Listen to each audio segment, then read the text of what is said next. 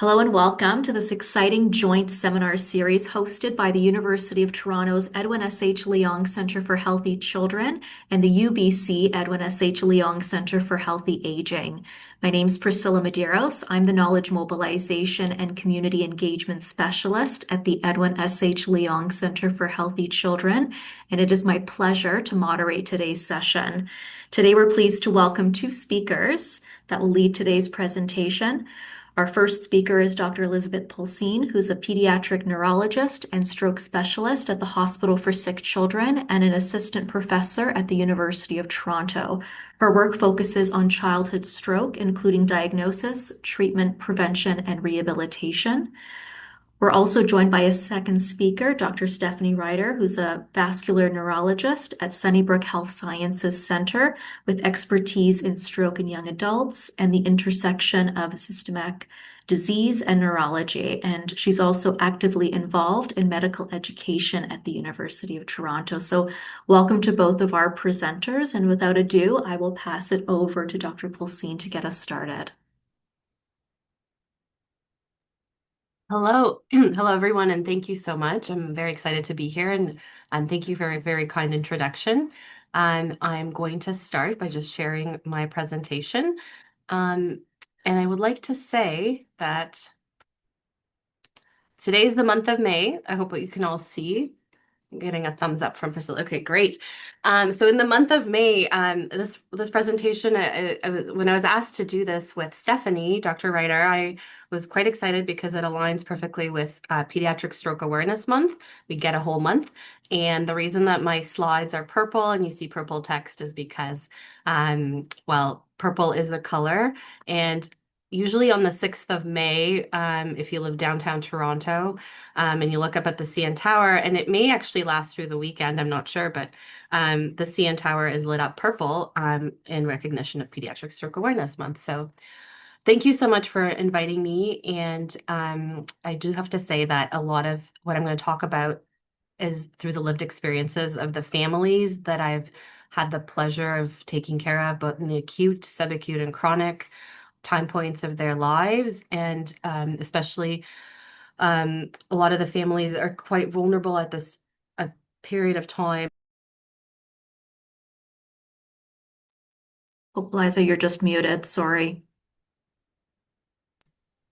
I apologize. Is that because I have the PowerPoint as well as the one on my laptop going? I'm going to say it's one small glitch, but won't happen again. No worries. All good. All good. All I wanted to say is that this talk wouldn't be possible without the patients and their families, and especially the patients that have been so vulnerable and have allowed us to share their life journey. And as one of my parenting gurus often says, and Dr. Becky, she says, you can't change the hard, but you can change the alone. And so I really hope you guys enjoy the talk and the experience from others. So as I advance my slides, myself and Stephanie have no actual or potential conflicts of interest in relation to this presentation. And I'd like to say that if you're not joining from Toronto, it is no longer snowing here. It is finally spring. And as I mentioned, the CN Tower is going to be lit up purple for different times of this month for Pediatric Stroke Awareness Month. So I won't go through the learning objectives, but you have them here just to ground the talk. Really what we're going to do is I'm going to start and give you the pediatric perspective, and then I'm going to hand it over to my colleague, Dr. Reiter, who's going to go over some of the adult perspectives. And I'm going to start by highlighting kind of the differences between pediatric and adult stroke. And I really just want to say that why does this talk matter? Well, it's because across your entire lifespan, from the time you're born to the time you die, actually the highest risk of stroke is at the time of birth in the neonatal period. And most of us, including myself, before joining Sick Kids as a resident, didn't know that that was actually true. We often hear about adult stroke and the atherosclerotic disorders. And what I want to highlight is that, why this talk matters is it's the same brain, but really different rules when it comes to pediatric stroke. Again, stroke occurs across the lifespan. It's often under-recognized, and there's often a delay to diagnosis in children.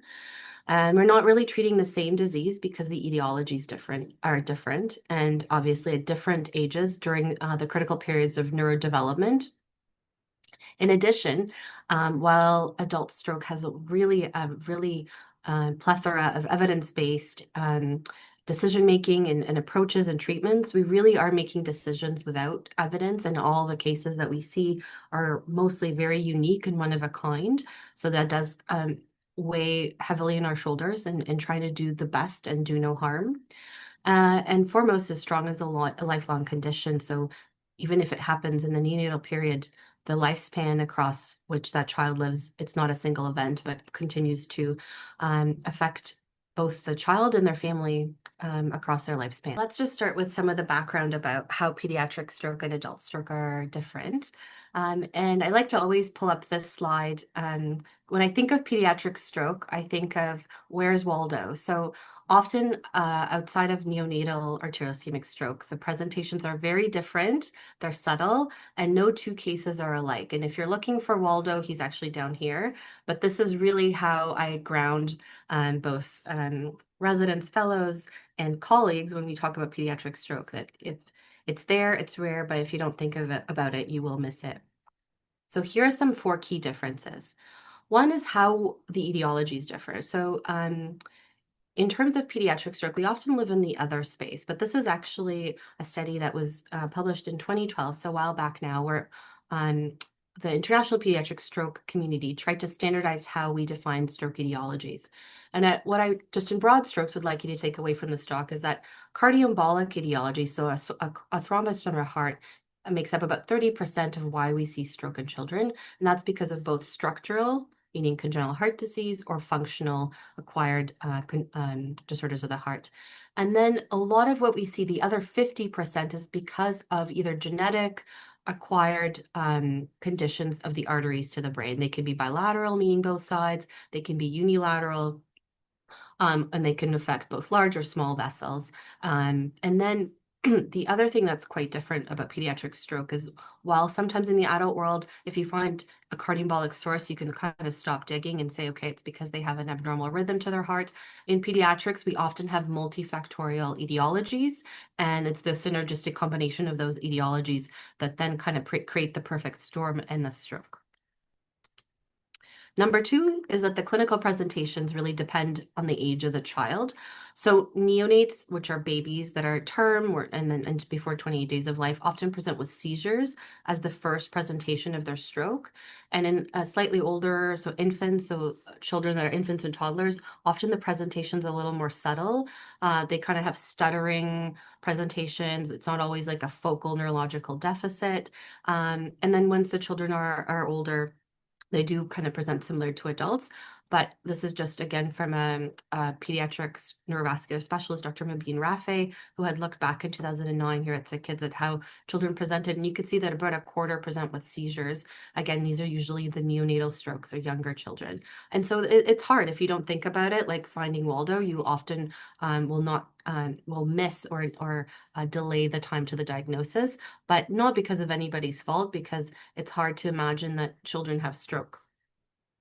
Again, going back to Dr. Rafe, back in 2009, she actually looked at a cohort of children that presented to the hospital for sick children. And she found that children encounter both pre-hospital and in-hospital delays to diagnosis. So the third point that it's important to reinforce is that there are delays to recognition and diagnosis. And while we have since reproduced this work and have shown that we're much better at both the pre-hospital and in-hospital delay, it's still not perfect. Again, for the reasons that it's very hard to pick up those subtle deficits. At the same time, not if you don't think about it, you may forget that stroke should be on the differential. So what her study had shown retrospectively is that the mean time from the time of symptom onset to the time to arrival to whether it's an outside hospital or sick kids, to the first time of neuroimaging, which often would begin with a CT, to the actual confirmation of stroke, which often is done on an MRI with diffusion-weighted imaging, a mean time of 22.7 hours. And why is that important? Well, it's because a lot of the acute therapies that have to be given within minutes to hours, which we've extrapolated from our adult colleagues, have to be given in a very short time window. So you can imagine if a child's presenting and being diagnosed within 24 hours, that excludes a lot of those acute therapies that can potentially reverse some of the stroke symptoms. And lastly, we know that there's hyperacute treatment strategies that really we are extrapolating from our adult colleagues, where there is very rich evidence-based data, randomized trial, and we just don't have the numbers to do that. And the way that we do trials or try to come up with consensus is to look at a multi-center way. So combining, I'm sorry, my slides keep advancing, combining both centers in the US, in Europe, India, Australia, and across the continents, part of the International Pediatric Stroke Study. So we have no robust prospective clinical trials like the adult populations, and currently we do only have consensus-based guidelines. But they are improving, and we are finding unique ways to study stroke, despite the limitations of it being a relatively rare disorder. So again, if you take anything from my talk, I want you to know, how does arterial ischemic stroke in children differ from adults? Again, there are rare, subtle presentations, and that often leads to missed or delayed diagnosis. There's a wide differential diagnosis and many mimics, and there are differences in the actual etiologies and the coagulation and vascular systems.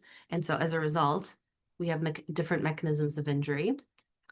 There are multiple synergistic risk factors that can combine to cause stroke. Again, it's not usually enough to find one single cause. We often do those really comprehensive workups because we know that it's not enough to have a structural congenital heart disorder. We should also look for clotting abnormalities, because usually there's a synergistic risk. And obviously there's age-related differences in the coagulation or the clotting and the systems that help you form clots and break them down. And so that leads to distinct etiologies and risk factors. And again, there's lack of evidence-based established treatments. A lot of what we do is from experience and consensus-based guidelines. And the systems as they are working are more optimized for adults, again, where there's more presentations of stroke, and that leads to easier ways of forming pathways. But we're closely working with our adult colleagues to also try and find ways where we can optimize the systems for children. And so the guidelines are evolving with time, and there's differences in the systems of care. So now that we've kind of highlighted 4 differences between pediatric and adult stroke, I'd like to talk about recovery and what it means to have had a stroke and recover from it. I like to use this purple iceberg example to say that, above the surface, you have your initial stroke, you get admitted, we do our workup, and then we're looking for recovery. We're working with physio, occupational therapy, speech and language pathology, and usually we label the child as doing well, but we know that recovery evolves over time. And depending whether you've had your stroke as a neonate, an infant, in childhood, adolescence, or even adulthood, recovery is not linear.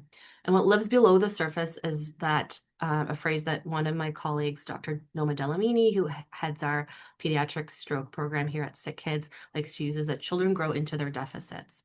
So you may have a neonate has had a seizure and is found to have a stroke, but has no neurological deficits. And then they come to a clinic, follow up with us at a year of age, and then you're noticing that they do have some subtle movement abnormality or cerebral palsy. And despite it's quite a shock to a lot of parents, well, they didn't see that at the beginning of the stroke presentation. So there's this neurodevelopmental impact as children grow into their deficits. There's also a psychosocial impact on mental health that is often overlooked, as we often focus on the motor recoveries. There are cognitive challenges, there's fatigue in adolescence, and I think Dr. Reiter, Stephanie's going to talk more about this, as seen in our adult colleagues. And then there's challenges in transition to adult care, depending on when you had your stroke and your expectations and how you navigate the healthcare system. So what is the definition of stroke recovery? Well, we're reducing impairment disability over time following a stroke. Just important to highlight that a lot of it can be spontaneous, but there's also obviously it can be maximized with the result of our allied health colleagues. And stroke is a disease with a large heterogeneity and injury in terms of the size, the location, as well as not forgetting also the behavioral deficits, cognitive dysfunction. So there's not a one-size-fits-all approach for stroke rehab for children. Stephen Kramer is a very famous neurologist who's done a lot of work in the adult stroke population and post-stroke rehabilitation and recovery. And again, as we extrapolate a lot from the adult world, so some of the main principles that apply to the pediatric world is that most spontaneous recovery occurs within the first 3 months after a stroke. And again, I'm talking about mostly what we focus on is motor. But it's interesting to know that cognitive recovery, unlike motor deficits, shows spontaneous gains even beyond those 3 months. And that more mild deficits obviously achieve recovery quicker than more severe deficits. And if there's different patterns of recovery that can exist across different neurological domains, whether it's language, motor, or cognitive, within the same patient. So not all recovery is linear in that sense. I wanted to just highlight that again, in that there's kind of 3 different time frames following stroke where we can target different rehabilitation and therapies. In the initial phase, which is the acute phase, which is within hours to maybe even days, the acute phase where we can actually focus on reversing or trying to take out a clot, for example, to reverse injury and prevent the penumbra, which is the area around the stroke that is vulnerable. So utilizing neuroprotective measures to help prevent that from becoming fully ischemic. And then there's the days to weeks age, which is our subacute, where we actually see a lot of endogenous spontaneous recovery, in addition to, as Dr. Kramer's studies have shown, a lot of motor recovery can happen in those 3 months post-stroke. And this is where we really are relying on our allied health to have intensive rehabilitation therapies, again, focusing mostly on the motor recovery. But it's important to point out there's also the chronic phase, where while we can't really necessarily enhance the endogenous plasticity within the brain, there are some targeted therapies that are being developed that help to also hone in some of the neuroplasticity.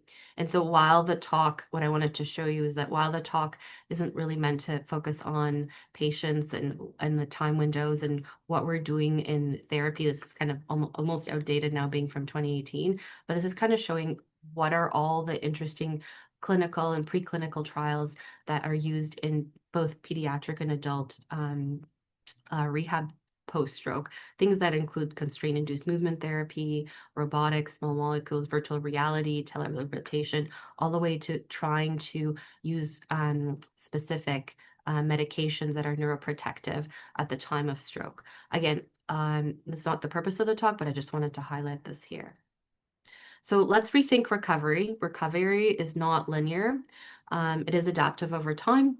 And we know that there's neurodevelopment and injury and involving phenotypes within patients. And what I'd like to highlight is some of the work that one of our clinical neuropsychologists, Dr. Claire Champagny, has done in her own PhD work. So she had looked at a qualitative study of 14 patients, adolescents between the ages of 13 and 25, that were either ischemic or hemorrhagic stroke survivors, and kind of the themes that emerged in terms of their lived experience with stroke. And again, as a pediatric stroke neurologist, I often focus on language and motor, but it was very interesting to see Claire's study, which is rich in explaining how children and adolescents that have gone through this experience see themselves. So we know that clinical implications, including like there's deficits in language processing, speed, executive function, and attention. And we know this can contribute to early literacy challenges, mathematics challenges. In addition, there's places the youth for higher risk for behavioral, social, emotional, and adaptive challenges, both into transitions into independent life, independent skills, and into the workplace. So I'm not going to read all the quotes, but I just wanted to highlight some of the themes. In her paper, she's highlighted 5 main themes. So for one of the themes is feeling left behind. So I like this quote where one of the survivors has said that at school, it's like the kids are like the rabbit. They're like, okay, we're going faster and faster, but I felt like the turtle going, Another theme is letting go. I used to do a lot of art and drawing before my stroke. Now I'm left-handed, and now suddenly I have to switch over. I learned how to draw and everything, but it didn't feel the same. I was a huge reader. I loved reading, but now it's a struggle. It really is exhausting. A third major theme is what could have been. If I didn't have a stroke and my hand was functioning normal, then I wouldn't have gone into that baking industry. If I didn't have this, would I be further from where I am right now? A very obvious and other common theme is worries about what the future holds. I think I'm not ready to yet be on my own, and I do worry about that sometimes, the fear of what the future will look like. And then another theme that emerges that I have changed, and a lot of the adolescents that Dr. Champagny had looked at had expressed that with anger, anxiety, and sadness. And I think this quote kind of summarizes it. I'll be reminded of it, and then I'll get really angry and like, why me? Why did this have to happen to me? So I'm going to just shift and highlight three patients that I've had the pleasure of taking care of over the years, and really let you hear their voice. I'll give a little bit of their clinical history, and I just like to say that I'm, again, very grateful for them being able to share their experience. It's very hard to be so open and frank about what they've gone through, but also I highlight these patient perspectives because they show tremendous resilience and in the most tremendous difficult challenges. So one of the first patients is a 7-month-old boy who was previously well. At the time of meeting him, I was a stroke resident here at the hospital, and he woke up in early January. There was nothing specifically wrong, but I recall mom telling me that she felt that something was up. He was crying, kind of inconsolable, and then he became drowsy and limp. Obviously, that caused the family to bring him to the hospital, and when he was brought to an outside center, he was noted to have left-sided weakness. As a result, he had a CT at the outside hospital and then was transferred to the hospital for sick children. And we did find that he had a large, what we call right middle cerebral arterial ischemic stroke and a large vessel occlusion. So there was an abrupt cutoff in that area of the vessel that supplied that area to the brain. And, despite all the investigations, including what we call the 3 Ps, the pump, which is the heart, the plasma, which is the blood, and the pipes, which are the arteries to the brain, we never really found the etiology, despite even further investigations into more of the zebras. He was transferred to sick kids. An MRI confirmed a stroke, and he did have some subclinical seizures, so no clinical seizures at the time. But after the stroke, which we often don't talk about, he ended up having pretty refractory epilepsy, meaning he tried multiple medications to stop his seizures, but was still having seizures on them. And again, as I mentioned, no etiology was ever found. And about 15% of the kids that we see, maybe 10 to 15, um, even today in 2026, we're not able to find a specific cause despite a very comprehensive workup. This is just the reality of where we are at, and which is why research in pediatric stroke is so important. And so just to show you, this is an MRI of his brain back when he presented with a stroke. And this is something called a diffusion weighted scan. And it's showing an area of diffusion weighted imaging. This is the brain injury that's acute, that's lighting up. And this is on the right side of his brain. And this is just a correlate called a DADC map that shows that that is actually an irreversible brain injury. And when we swell, this is called a flare, and it's just showing swelling of that area of the brain. So a lot of this is controlling motor sensation to your brain. And then you can appreciate, just in terms of the vessels, the fact that everything is symmetrical, as I often say to parents. And you can see that there's all of a sudden no flow in this artery. That's called the middle cerebral artery. Whenever we see an abrupt cutoff like this, we usually assume that there was like a tear in the vessel, which we extensively looked and could not find. And there was no cardioembolic, meaning something in the heart, a clot that formed in the heart, cause for this. I wanted to describe as a 5-year-old girl who was previously well, as often, again, most of our children are. And she just had a routine viral illness, as most kids have. But something was a bit different about this one. Over the course of that week of illness, she started to have these intermittent episodes of right facial droop, slurred speech. They kind of come and go, but then they persisted. And so she was she was brought to outside hospital, was found to have right facial droop, slurred speech, and right hemiparesis. This was back in August of 2012, and a CT and MRI confirmed that she had a left basal ganglia arterioischemic stroke, and it was presumed secondary to what we call FCAI, and I'll describe that in a second. This is called focal cerebral arteriopathy of childhood, but really what it is like a focal vasculitis of a vessel that often causes stroke in that area of the brain called the basal ganglia, which controls a lot of our motor systems. And so she was treated with blood thinners and also steroids, as we assume that this is an inflammatory etiology, and having a prior illness does increase risk of stroke. Again, many children have illness. I don't want anyone to take away that having illness means you're going to have a stroke, but in the right circumstances, in terms of the other stroke workup and vulnerability, you can predispose you to having an injury in a vessel, and that can lead to a stroke. So this is Mary, and this is her imaging, and she's allowed me to share this with you. So this is part of her basal ganglia stroke that you can see here. Again, this is the diffusion weighted imaging that's showing irreversible brain injury, and this is a FLAIR image that kind of shows that this part of the brain called the caudate putamen were injured.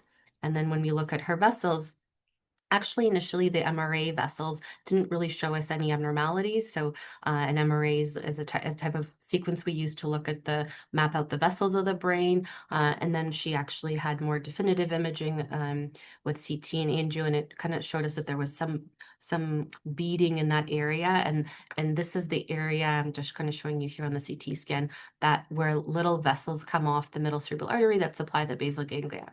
So obviously, while it's a much smaller stroke when you compare it to the first patient, it is in a very eloquent location, and that can cause quite significant motor deficits. And so the slurred speech is more from the fact that she was having trouble moving her face as opposed to actually true aphasia, which is more of a cortical problem in the brain. And I'd like to end with one last patient lived experience before I turn it over to Dr. Reiter. This is another patient, a 13-year-old boy who was previously well, and 2 years ago in the summer, he was vacationing at a cottage and, having the best summer of his life. He was tubing, he was swimming, he was having fun with his siblings. But after one hot summer afternoon while tubing and swimming, he got out of the water without any trauma, all of a sudden felt unwell, said he told his mom that he was unable to lift his arm, then all of a sudden had difficulty breathing, which rapidly progressed. His forelimbs became weak. He developed loss of consciousness and cardiac arrest. Luckily, at the cottage, a family friend was a nurse and started CPR. EMS was called, and he was transferred to the local hospital, airlifted, I believe, to a local hospital nearby, and then eventually to Sick Kids. The initial CT didn't reveal anything, but what the MRI had revealed is that he suffered a spinal cord stroke. So while we talk about pediatric stroke as finding Waldo and being super rare, spinal cord stroke in children is even more rare. We probably have a handful of cases, if that, over the last 20 years.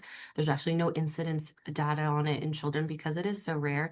And so it's so hard at the time, to prognosticate, to know what the outcome would be. And of course, all the investigations that we had done really were unrevealing. He did receive steroids and the full, cardiac and blood thinning workup, but everything was coming back. And this is a MRI scan that is, again, very similar to what I was showing you in the brain, but this is it's called a sagittal scan, and it's looking at the spinal cord. And you can see this bright spot in the spinal cord. That's diffusion weighted imaging, again, with the dark part that's corroborating to say that this is a reversible injury in the spinal cord. And this is a FLAIR or a T2 image of the same lesion. And again, this is a classic appearance of what we'd call owl eyes, which is the injury, the anterior horn injury to the spinal cord where the motor systems come out. And because it was such a high injury, meaning high in the cervical cord, it affected both his arm weakness, leg weakness, and he couldn't breathe. So he actually ended up being intubated and then had to have a trach. So I'm just going to end with this closing reflection. So another quote from a stroke survivor that I had a pleasure of knowing. What I wish others understood better about pediatric stroke is the power of language when speaking to young people about their abilities and perceived deficits. These messages can shape self-perception and even opportunity. Finally, recovery is not a binary endpoint. Residual effects, uncertainty, and questions about what might have been often persist, even when individuals function at what most would consider a high level. Moving beyond narrow notions of recovered or normal allows for a more meaningful focus on whether individuals can do and what matters to them. So thank you very much for listening. I just want to acknowledge again everyone on our team that works together, both in the clinical and research spaces, but most important, our patients, our families, our patient partners, and their vulnerability and their voices. And we continue to look for, ask questions and look for evidence. And we're meeting all in the International Pediatric Stroke Organization meeting in May in Paris. And just wanted to highlight that every story and every journey is so important to the work that we do. So thank you so much. And now I'll hand it over to Dr. Stephanie Reiter. Thank you so much, Liza. I'm just going to take a second to share my slides.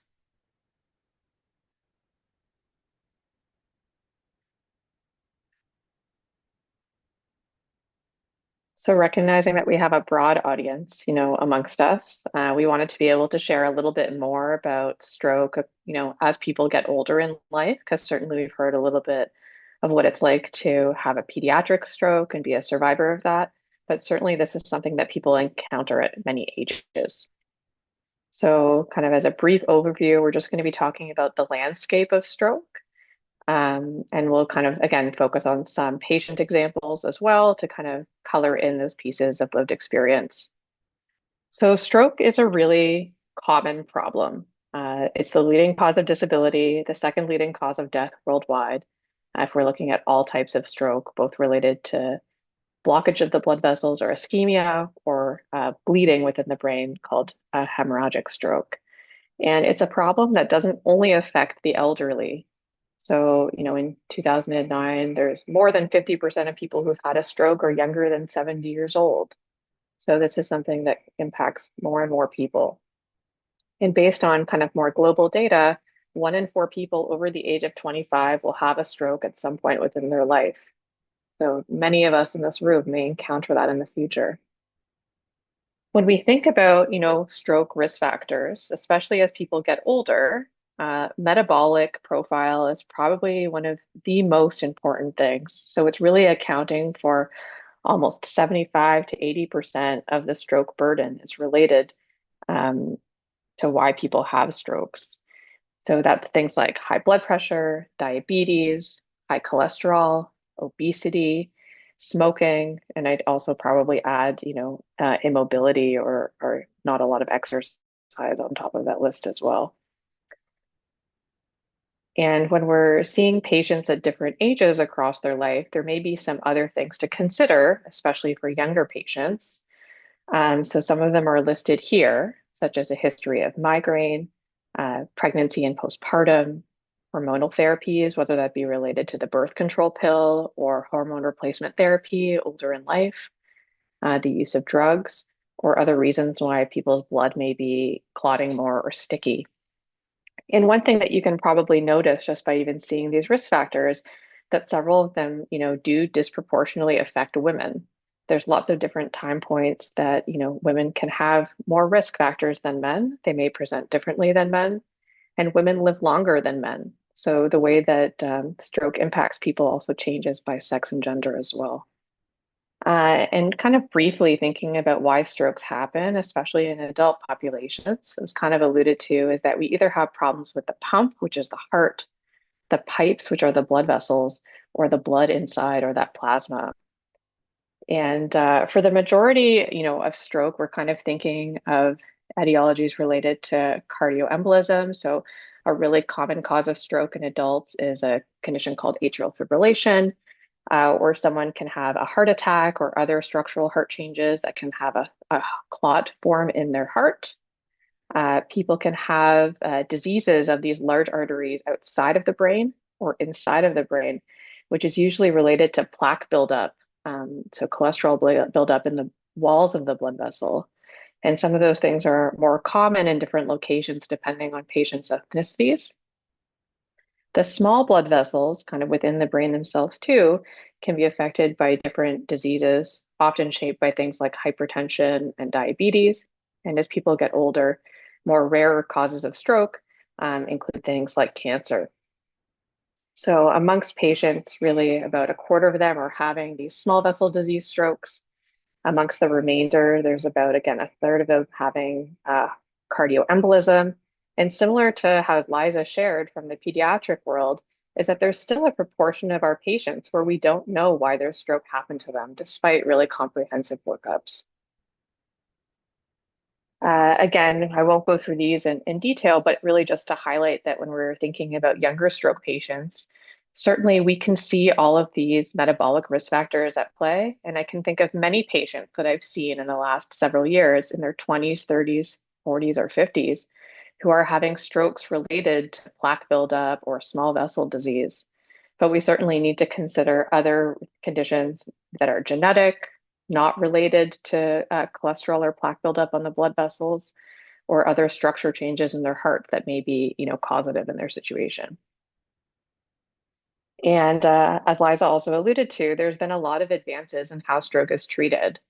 And this is really across the entire stroke spectrum in adults about how aware we are that stroke can happen, how patients are assessed urgently in emergency departments, and the types of treatments that they receive up front. But it would be impossible to talk about, how stroke affects both young and old patients without talking about the impact of mechanical thrombectomy, procedure known as endovascular thrombectomy or EVT. So this has kind of been highlighted as really one of the most revolutionary treatments, really in the last, decade or two. And the procedure itself is done with tubes and catheters that go up through a blood vessel in the groin and go up to the brain to actually physically remove the blockage that's there. So here we can see an example of a blood vessel that's been blocked. And then with the procedure, all of the blood vessels are now open around there. And the initial main trials that showed the benefit of this treatment kind of came in 2015, including one, the ESCAPE trial, which was a Canadian-led trial out of Calgary. And over time, we've been assessing, this treatment amongst large groups of patients, and even in patients who were last seen well within 24 hours, especially in highly selected patients like we see in trials. This is an incredibly powerful treatment that the number needed to treat is as low as 3 or 4 for all of these people in green to be functionally independent after their stroke if it's secondary to a large vessel blockage. And now, kind of using that as our starting point, we're thinking about who else may benefit from these treatments and learning more and more from trials of how to expand these criteria and advocate. And I do want to just play this video that was made by Heart and Stroke, but really I think highlights the changing landscape of stroke, especially in adults. And this treatment also is being used in the pediatric world when appropriate as well.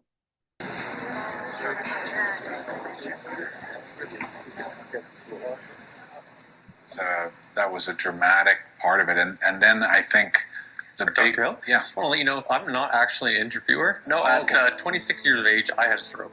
Oh, you did. Thanks to you and the work of your team, I have my independence back. You can't argue with outcome, I suppose, right? Or Dr. Hill, Sir? I'm a stroke survivor. I honestly believe I'm here today because of you and your research and your team. I think one thing that's been Dr. really... Hill? Yeah. You also saved my life. Thanks to you, I got to see my daughter graduate from university. My name is Mark Friesen. Hi, Mark. Thank you for myself and the family. I couldn't speak. It was blank. My name is Amanda. I thank you for giving my husband his wife back, giving my children their mother.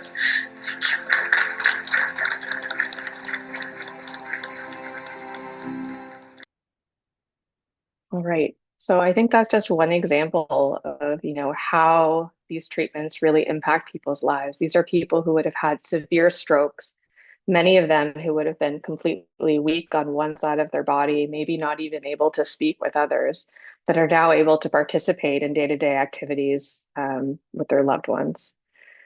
So I think that also kind of is interesting when we think about how stroke impacts, mortality and morbidity. So age standardized all-cause mortality from stroke has been decreasing in Canada, but a lot of these statistics are really outdated and exist in a world before EVT was there.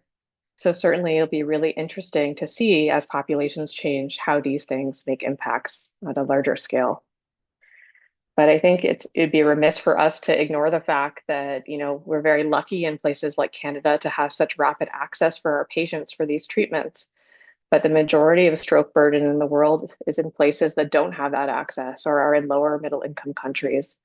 So really, there's a lot of advocacy at the global scale to get people this treatment that makes them so much better. So now I want to just focus a little bit more on talking about what life is like after stroke.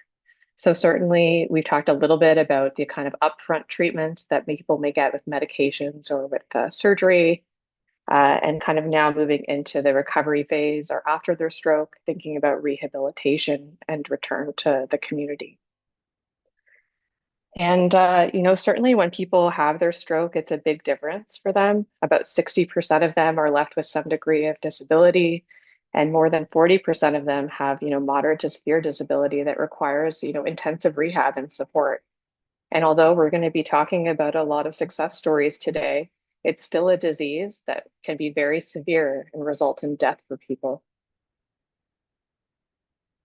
So I just wanted to, before I go through some of these cases, I really wanted to give a special shout out to our team lead on our neurovascular stroke unit for really actually starting a project to collect some of these stories and hear about them more. So the first patient that we'll talk about is one of our stroke survivors, Oksana. So she was 32 years old and 26 weeks pregnant when she suffered an intracerebral hemorrhage that left her with symptoms of headache, language impairment or aphasia, and weakness on the right side of her body. And these are some quotes that she shared, passing on messages to other stroke survivors. So she described that having a stroke completely flipped, turned, and twisted her life around. I have more limitations than what I can do, particularly with the fatigue. For a long time, I didn't recognize how quickly I would tire and become frustrated, feeling like a failure. It's a strange feeling in this new brain. Things are familiar, but not quite the same as before, like moving into a new house. So there's many different, invisible side effects of when someone has a stroke. And as mentioned, all of our trial data and all of those pieces really do heavily emphasize independence from the form of motor recovery.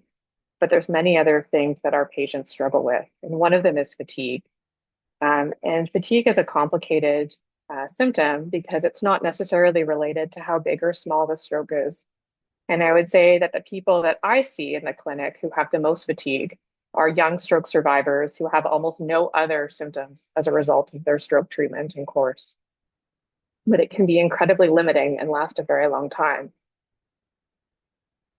Cognition is another area, especially important as our population is aging, because there's a proportion of patients who already have some degree of memory issues before they have their stroke. And another 10% of those will develop, some form of vascular cognitive impairment after their stroke. And it doesn't necessarily mean that people can't, have profound difficulties with memory. These could be even more subtle things like difficulties with multitasking, paying attention to do activities like reading, and engaging in that. And lastly, anxiety and mood disorders post-stroke are incredibly common. So there was a robust kind of survey of over 11,000 stroke survivors in the UK that showed that about 3/4 of patients had some sort of changes in their mental health. And all these things are associated with worry about if it'll happen again, their loss of self and identity, and the changes in their own kind of experience. And when talking with our own, occupational therapist, this week about this talk, one of the quotes that she wanted to pass on that she hears from stroke survivors commonly is, "I look okay, but I'm not okay." And a lot of these components are a part of that. So I wanted to kind of share a second case, is a 65-year-old woman who was working as a lawyer at the time of her stroke and had kind of strokes in multiple different locations of her brain from a new diagnosis of atrial fibrillation. And after her stroke, she had some changes in language, thinking, vision, and a bit of clumsiness on the right. And when I see her in follow-up, she's able to be independent for her day-to-day activities. She's walking on her own and she's quote unquote doing well. But despite this, she wasn't able to return to work or to driving so far. So these are components, especially as we think into adulthood, that kind of shape our independence in life. So driving is a really big piece of independence for many people, and especially those who have disability after their stroke, at least in Ontario, are formally reported about that. And it's really ongoing assessment with their care teams about whether or not they're able to go back to driving. And there's some situations where people may not be able to return. Again, having to rely on others or other systems that they might not have considered before. Similarly, work. So, for example, the patient in this story, was doing a job that involved a lot of reading and a lot of use of language. So, even though she had uses, it'd be incredibly important. Sorry, it's important for her to, she wasn't able to return to do the same things with her language required for such a job like law. But we do know that work can positively impact those who return. So really, there's a lot of motivation for us up front to try and get people rehabbed and integrated back as much as possible. But there's also certain types of jobs that patients may not be able to return to. So for example, if someone's left with some weakness, they may not be able to return to more physically demanding jobs where their fatigue or strength challenges or balance concerns might impact them. So we might need to be thinking about accommodations or alternative career paths, and also work as a source of financial independence that certainly might be, impacted after stroke. And kind of the last piece of this is, impact with relationships. So caregiving can put a lot of strain on different relationships. And especially in our elderly patients, the caregivers themselves are also elderly and may have other comorbidities that make it hard to have that person still at home. Or it's not uncommon that the person we see who's been impacted by their stroke was the caregivers for someone else, which certainly kind of flips up their worlds and support systems. So I wanted to share one last patient story. So this is Yatwo. So he's on the other end of the spectrum in age. He's a 94-year-old man who had a right MCA stroke. He presented initially with weakness on the left side and reduced level of consciousness, and was treated suddenly in the emergency department with IV blood thinners and with endovascular thrombectomy. And when his quotes that he shared for stroke survivors, he said that today I've regained about 80% of my baseline physical and mental abilities.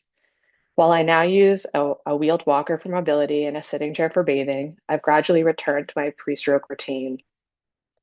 While the stroke brought challenges, it also has offered me a new appreciation for life and the connections around me.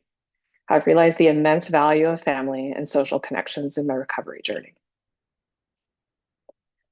So I just wanted to kind of end things off today by sharing a couple of reflections, and I guess my own call for action is that, our aging population and the increase of young stroke really mandate for us to work on prevention, because we know that so many of these strokes are preventable through lifestyle and dietary changes, thinking about healthy food, exercise, and ensuring, prevention as much as possible.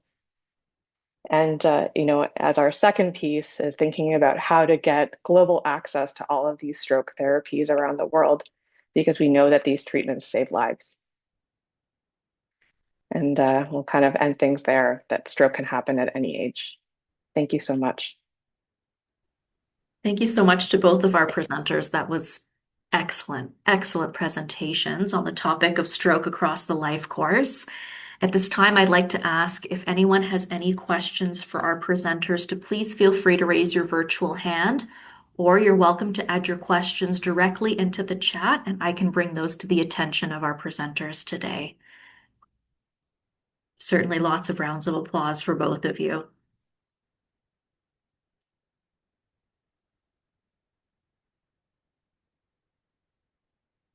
Perhaps I can get things started as folks are collecting their thoughts and perhaps writing their questions into the chat.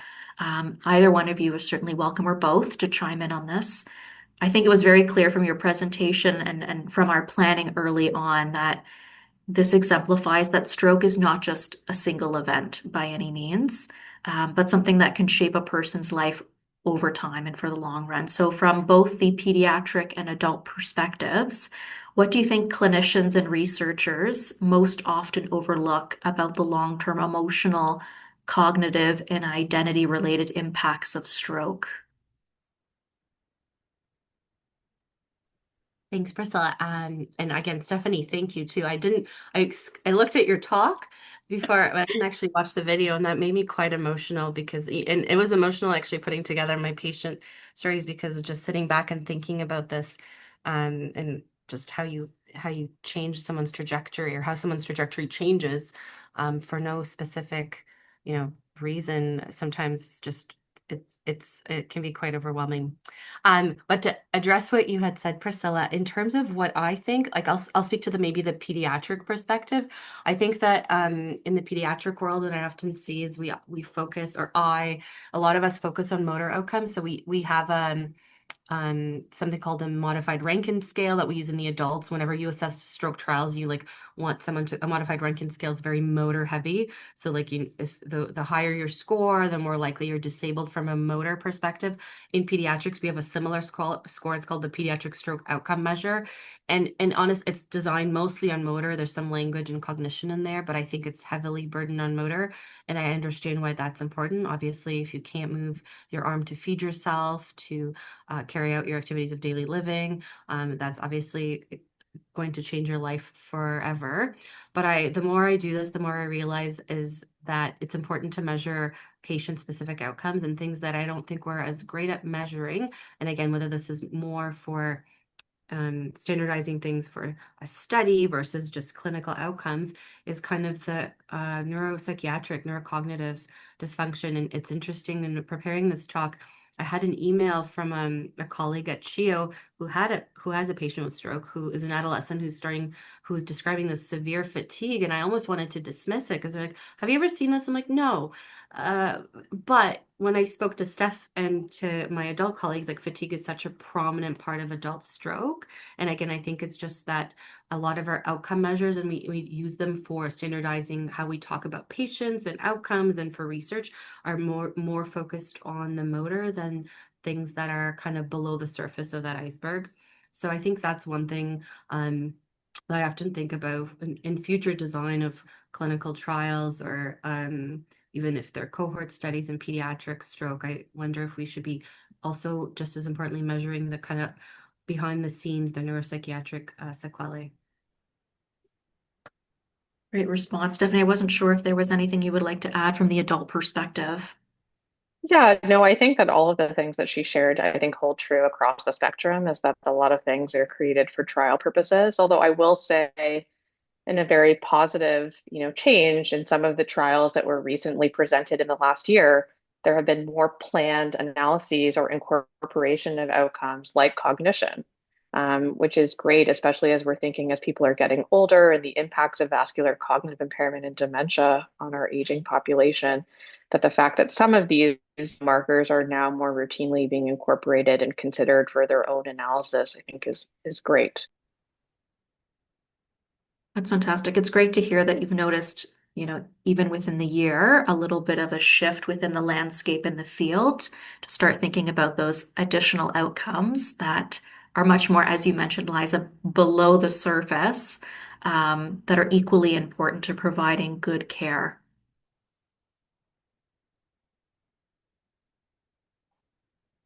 I don't see any hands raised or questions in the chat, but I do have a second burning question for both of you that potentially could inspire folks on the call to ask their own questions. I want to echo and also thank both of you for weaving in the patient or family voice into your presentations. I think that certainly brought these presentations to life and showcased the reality on the pediatric and the adult side of what living or being impacted by stroke looks like. Based on your clinical and research experiences, how do you think healthcare teams can better support patients and families, not only during acute recovery, but also through the ongoing process of adjustment? We talk about resilience and navigating life after stroke. Sure, I can start from pediatric perspective and then give it over to Stephanie. I think that's a great question, and I often think it's hard. It's a moving target because how our healthcare system, I think, is designed, and it's true maybe of North America, not just Canada, that it's a lot more focused on the diagnosis and the treatment as opposed to the prevention. I do think that there's a lot that you could do for prevention, but a lot of things that we see in pediatric stroke is also not preventable. And so like some of the genetic congenital heart conditions or genetic arteriopathies. And so I think it's important, like we do a longitudinal follow-up. So if I see patients that have had a stroke as a neonate, so in the first 28 days of life, all the way up to they're 18. And a lot of times we're like, I feel like people question like, well, why do you need to continue following up? Because, they had their stroke at 28 days of life, you did their workup, they have no risk of stroke recurrence, you're not changing their therapy. But I think there's something to be said about, and I also used to think that way too. I would say, well, yeah, like let's just discharge them. We have a long wait list. But it's interesting when I see those patients every 2 to 3 years and follow up, when you see some of the themes that even Stephanie has raised emerge, things that come up with driving, the fear of like, how am I going to transition into the adult world or get married and have children? Is my child at risk for a stroke? Just the anxiety that anyone would have just as in a normal, quote unquote, healthy, able body. But at the same time, when you're going through life with a chronic condition, which is how I kind of think of stroke, that those challenges come up over and over again during the important transitions in your life. And so I think that while it's our healthcare system is really designed for more of like the acute intervention as opposed to the prevention, just in the way we bill and the way the codes are and the times are allotted to see patients. I do think that part of medicine, I was discussing it with one of my colleagues yesterday, is like hearing the patients and hearing their stories and being kind of that, having that therapeutic alliance. And so I think that obviously is not remunerated or like is encouraged because of the time constraints we all have in our healthcare system. But I think it's important to keep in mind and to continue to support our patients, even if I feel like at the end of the day, all I did during that follow-up was stalk and not give them a specific treatment or order more neuroimaging. I think it's just as important. I think that's wonderful. And Stephanie, please go ahead. Yeah, so maybe I'll add on to that because I think that that's part of, I think, the challenges when people have concerns about transition from pediatric to adult care is that when we enter the adult world, stroke is no longer rare. And we have lots and lots of people that are seen in our clinics, and there really isn't the capacity to be able to see them long term for, the rest of their life. And even our rehab supports really are most accessible to people within the first 6 months after their stroke has happened. So the kind of longer term sequelae, often there is, apart from monitoring that we might do, but a lot of transitioning that back to primary care to focus on prevention once people have been optimized. And certainly having more access to resources, later in people's stroke journeys and recoveries, I think is something we can do better at personally. That's fantastic. Great food for thought, especially for those on the call who are clinicians, who are researchers to consider. Claire, thank you. Please feel free to ask your question. Thank you for such a fantastic talk. I thought it was wonderful, and we so rarely get to hear about stroke from both adult and pediatric perspectives. They're often kind of different worlds, and so it's so nice to bring them together. You talked about, prognosis can be so different. We talked about stroke can be fatal, all the way to hearing from a Paralympic athlete that had just such an incredible outcome. Because prognoses are so uncertain, how do you balance, when you're speaking with a family, how do you balance transparency and honesty with still maintaining some hope? Because we know that, hope and optimism can make a difference in recovery. So how do you find that balance? Maybe I'll start this one first, if that's okay. I'd say that fortunately or unfortunately, these are conversations that we have every single day with our patients who are having stroke or their loved ones if they're not able to participate in that. And I think that the best way that I've, learned to frame those conversations is kind of best case, worst case, and most likely. And I think the most likely at least offers the balance of where we think things will land from our experience, but people prove us wrong all the time. So I think not having, any consideration of those things, also creates some trouble. But sometimes it's not even about the case in the moment. especially when we're thinking about older adults or adults in general, where their recovery, their brain has already formed, the way that they have to regenerate is just a little bit different and less robust, or they might have some clinical frailty entering the situation, is that even the best case version of, a person older in their life might not be acceptable for them, or may not be enough for them to be independent, to, not live in an assisted living facility. So all of those things are really challenging things to balance, at least in those conversations. Thank you. And just to add, and thank you, Claire, again for joining today, and all the work that you do with us as well behind the iceberg. I think it's challenging, but I honestly, I swear, me and Stephanie haven't talked before this talk, but in doing anything in pediatric neurology, when I'm on acute care neurology, it's always best. I always talk about the best and worst case, and then I always say somewhere in the middle is where I usually see children land, and 90% of the time that's probably exactly what happens. But I've always been surprised, and I always remain hopeful that there are instances, like for example, Nathan's story, the adolescent who had a spinal cord stroke, where we were having really difficult conversations 2 years ago in August about withdrawing life care, because it was important for him and the family that he was going to be able to do things for himself in his life and be independent. And really, in a diagnosis like spinal cord stroke, where again a handful of cases, super rare, and often a lot of mimics with inflammation, we've like our outcomes can be, if you had 3 cases in your entire 30 years of pediatric stroke, it's really hard to get the outcome right. But I think maintaining hope is always important in medicine, without being overly, but maintaining realism is also important, to say this is based on just if the MRI matched what I would assume would happen, this is kind of what it says. But I have seen children continuously prove me wrong. And also framing the discussion, what's important for the family, because I often, when I go to family meetings, sometimes the questions I get asked are, will my child be able to go to school after a neonatal stroke? And the answer is always yes. But, when I'm framing it about okay, and then they will start walking at around 18 months, I'm not sure if I need to be that concrete. So it's always kind of asking the family what their biggest worries are and what's important to them. And a lot of the times framing it in the perspective. But yeah, the beauty why I enjoy pediatric stroke is that it is rare. But I have seen, we often are told, or at least I used to be told, that children do better than adults. And a lot of times they can, but I've also seen them not.